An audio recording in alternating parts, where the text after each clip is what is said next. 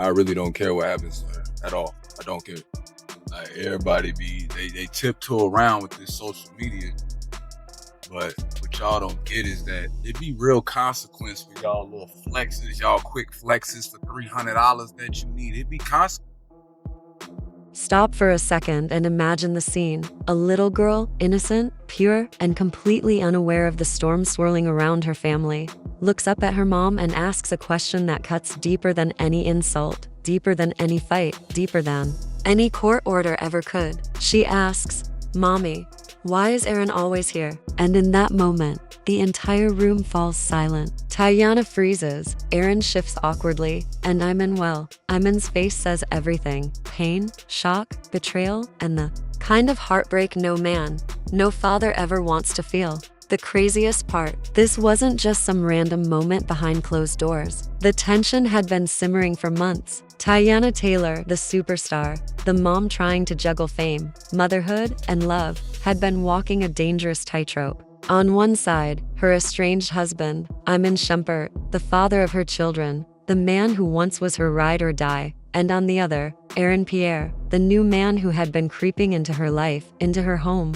and now into the awareness of her children. And when a child notices something, that's when you know it's real. Kids don't lie. They don't sugarcoat. They don't care about public image or tabloids. They see things exactly as they are. And when Teyana's daughter asked that question, she wasn't trying to cause drama. She was just confused. To her, Daddy wasn't around as much anymore, but this new man was always in the house, always laughing with Mommy, always sitting at the table, always there to much there. And in her little mind, she just wanted clarity. But in the minds of the adults, that one question ripped open every hidden wound. Let's rewind a little, because to understand why this single moment carried so much weight, you have to know the history. Teyana and Iman's relationship was never picture perfect, but it was powerful. They were a power couple that people admired, a mix of music, fashion, sports, and love. They had their ups and downs, sure, but fans believed they were unshakable. Then the cracks began to show. Rumors of infidelity, emotional distance, and the pressures of fame started eating at them. By the time Pierre appeared in Teyana's orbit, things between her and Iman were already fragile. Now, Aaron wasn't just some random guy. He was charming, attentive, and everything Iman hadn't been in recent months. He showed up when Teyana needed a shoulder. He gave her attention, affection, and consistency. The problem? He gave it not just to her, but around her kids. And that's where the lines got blurred. It's one thing to move on after a breakup. It's another to move on while your kids are still trying to figure out why daddy's gone. Picture this. Teyana's daughter sitting at the dinner table. Aaron is there, pouring himself a glass of water like he lives in the house. Teyana smiles, trying to keep everything normal. Iman is there too, visiting, trying to maintain his bond with his child. And then, out of nowhere, the little girl looks up and asks that one devastating question. Why is Aaron always here? The words hang heavy in the air. Teyana forces a smile and stammers something about, he's just a friend. He helps Mommy sometimes, but kids know when they're being lied to.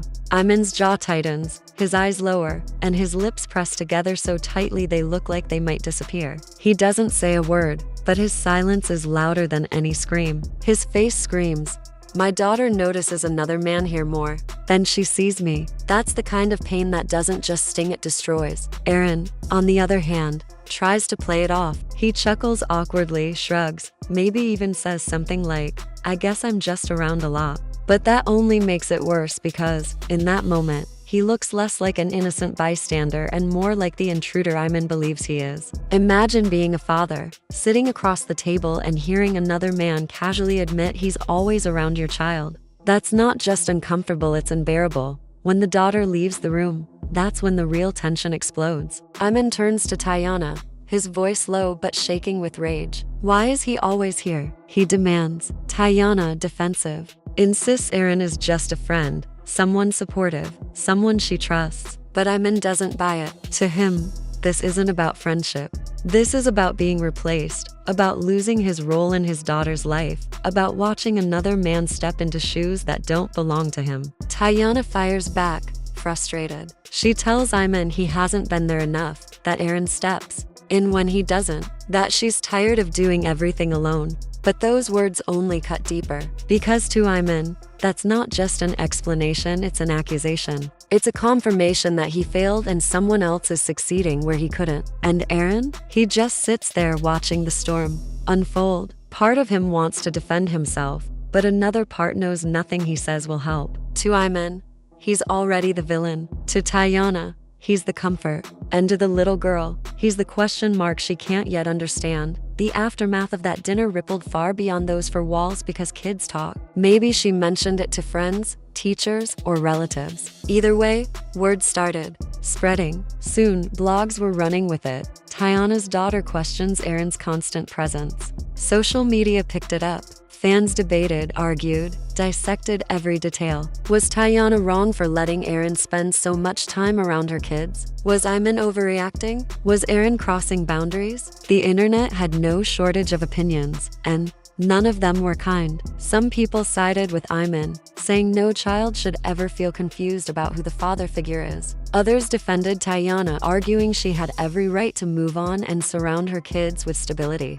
And then there were those who dragged Aaron, accusing him of sliding into a family that wasn't his, of trying to take Iman's place. The debates got ugly, but the truth remained. That little girl's innocent question had ignited a wildfire. Behind the scenes, though, the real damage was happening in Iman's heart. He wasn't just angry. He was broken. He started questioning everything. Had his daughter already started seeing Aaron as more present than him? Would she grow up remembering Aaron's face at the dinner table instead of his? Was he losing his place not just in Teyana's life, but in his child's? Those thoughts tortured him, and it was written all over his face. Teyana, meanwhile, felt trapped. She didn't want to push Aaron away because he had become her rock. But she also didn't want her kids to grow up confused or worse, thinking their dad was less important. She tried to balance it, but once a child notices something, balance is already gone. Aaron stayed quiet publicly but wrestled with guilt privately.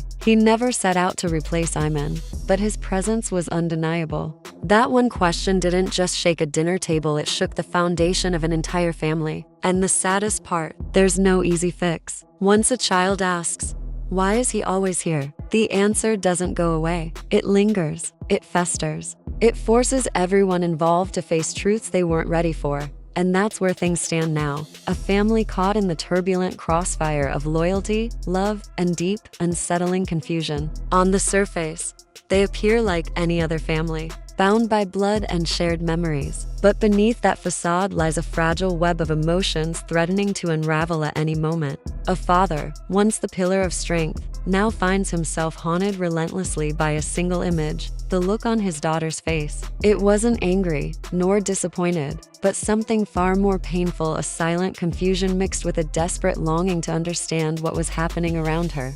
That look keeps replaying in his mind, a reminder of cracks in the family foundation he never wanted to see. The mother, caught in the eye of the storm, finds herself torn between two realities. The man she once loved deeply, the one she vowed to build a life with, and the man who's always been there, steady and reliable, silently supporting her through years of silence and sacrifice. This invisible tension gnaws at her heart, creating a constant battle between past promises and present truths. She struggles to hold on to the pieces of the family she once dreamed of, even as the walls close in tighter with every passing day. And at the center of it all is the little girl, innocent, honest, and unburdened by the complexities weighing heavily on the adults around her. She asks questions that cut through the fog of denial and fear. Questions so simple yet so profound that they expose fractures no one dared to acknowledge. It was her one innocent question that shattered the fragile silence, forcing hidden secrets and unspoken emotions to surface. Her voice,